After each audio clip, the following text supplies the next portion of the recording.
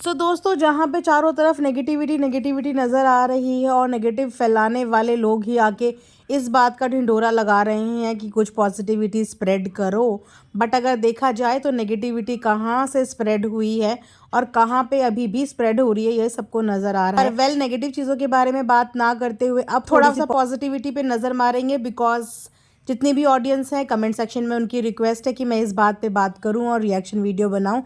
ऐसा हो ही नहीं सकता कि आप लोग कोई डिमांड करें और वो पॉजिटिव हो और वो मैं फुलफ़िल ना करूं।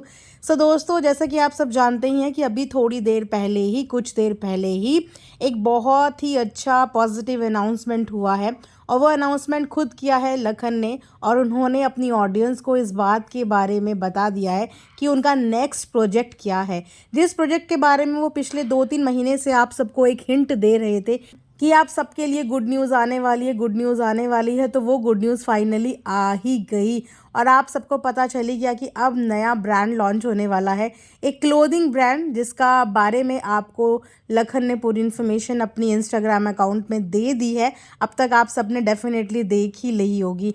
तो वो कहते हैं ना कि बोलने वाले बोलते रह गए और करने वाला करके चला गया। तो ये एक बहुत ही वाइज डिसीज़न है, क्योंकि आगे फ्यूचर के पॉइंट ऑफ व्यू से अगर देखें तो व्लॉगिंग के साथ साथ, यूट्यूब के साथ साथ हमें अपना एक एडिशनल सोर्स ऑफ इनकम भी रखना चाहिए। बिकॉज आप देख ही रहे हो कि आए दिन इस कंट्रोवर्सी के तहत मेंटल हेल्थ पे जो असर पड़ता है, बंदा डिप्रेशन में जो जाता है, उसकी वजह से बहुत सारी चीज़ें डिसबैलेंस हो जाती हैं। वो कहते हैं ना कि जो होता है अच्छे के लिए होता है, हर चीज़ जो हमारे साथ बुरी होती है वो कहीं ना कहीं हमें कुछ अच्छा ही सिखा के चली जाती है।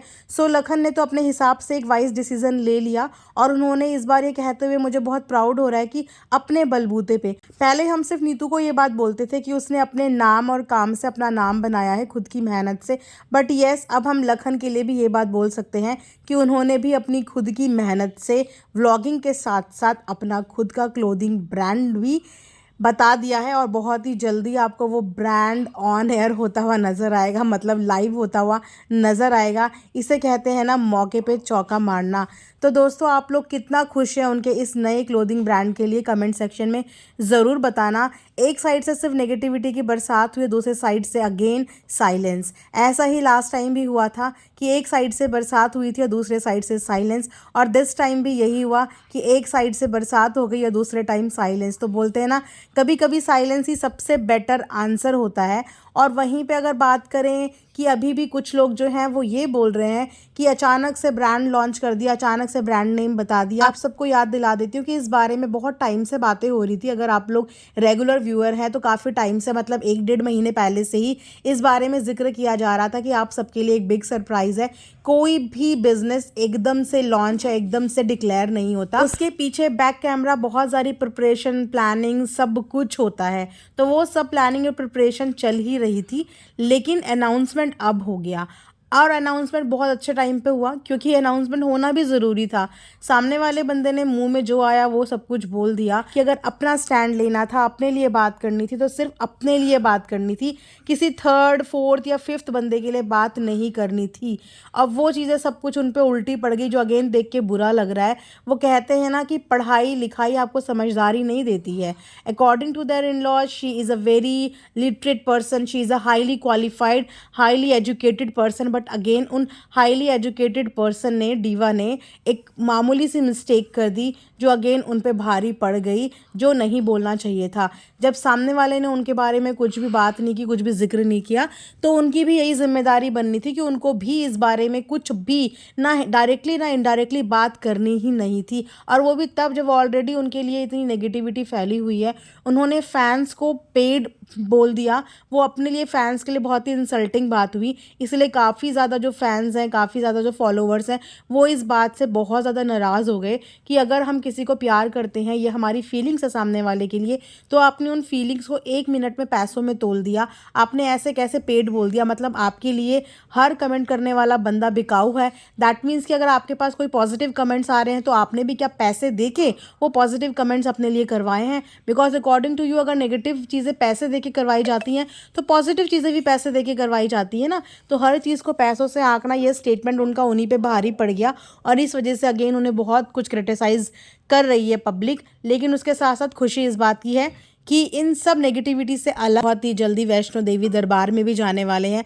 माँ वैष्णो देवी का बुलावा भी होने आ गया है, वहाँ की वो लोग तैयारी कर रहे हैं बिल्कुल नेगेटिविटी से एक तरफ होके।